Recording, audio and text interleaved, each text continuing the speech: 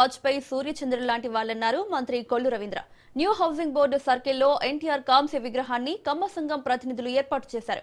ప్రపంచంలోనే తెలుగు వారికి ఖ్యాతిని తెచ్చిన వ్యక్తి ఎన్టీఆర్ అని గుర్తు చేశారు. రాష్ట్రంలో సుస్థిరమైన పాలనను కూటమి ప్రభుత్వం అందిస్తోందన్నారు.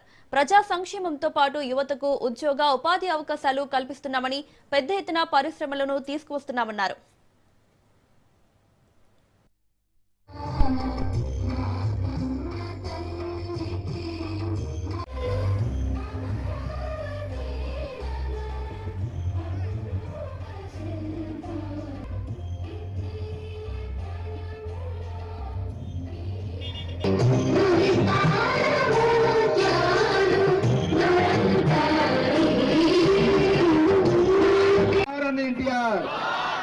जोहार एनटीआर, जोहार जोहार एनटीआर, जोहार एनटीआर।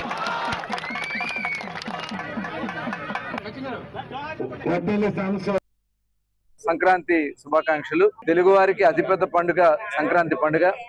మొదటి రోజు ఈ రోజు భోగి. పెద్ద ఎత్తున తెల్లవారుజాము నుంచే మరి అన్ని వీధుల్లో కూడా భోగి మంటలు వేస్తూ మరి ఆడబిడ్డలు గాని, యువత గాని, పెద్దవాళ్ళు గాని చాలా ఉత్సాహంగా చేసుకున్నారు. వారందరికీ మరొకసారి భోగి శుభాకాంక్షలు తెలియజేస్తూ ఇక్కడ ఒక అద్భుతమైనటువంటి కార్యక్రమాన్ని ఇక్కడ ఆవిష్కరించుకోవడం జరిగింది. తెలుగు వారి ఆరాధ్య దైవం, తెలుగు వారి కోసం ప్రపంచ ఖ్యాతిని తీసుకొచ్చినటువంటి వ్యక్తి, తెలుగు వారిలో ఒక ఆత్మ స్థైర్యాన్ని కల్పించినటువంటి వ్యక్తి స్వర్గీయ అన్న నందమూరి తారక రామారావు గారి విగ్రహావిష్కరణ ఇక్కడ జరిగింది. ఈ రోజున సమాజమే దేవాలయం, ప్రజలే నా దేవుణ్ణని అన్న నందమూరి తారక రామారావు గారి నినాదం. ఈ రాష్ట్రంలో తెలుగు వారు ప్రపంచంలో ఇవాళ ఏ దేశానికి వెళ్ళినా తెలుగు వారు నిలబడ్డారంటే దానికి కారణం అన్న నందమూరి తారక రామారావు గారు. మరి అటువంటి మహానాయకుడి యొక్క విగ్రహాన్ని ఇక్కడ హౌసింగ్ బోర్డ్ సెంటర్ లో వాజ్పేయి గారి విగ్రహాలతో పాటు కలిపి ఇక్కడ 2 విగ్రహాలని ఇక్కడ ఏర్పాటు చేసుకోవడం జరిగింది.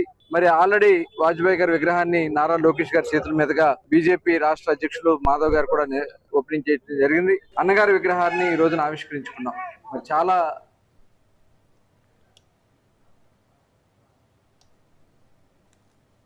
సంక్రాంతి పండుగ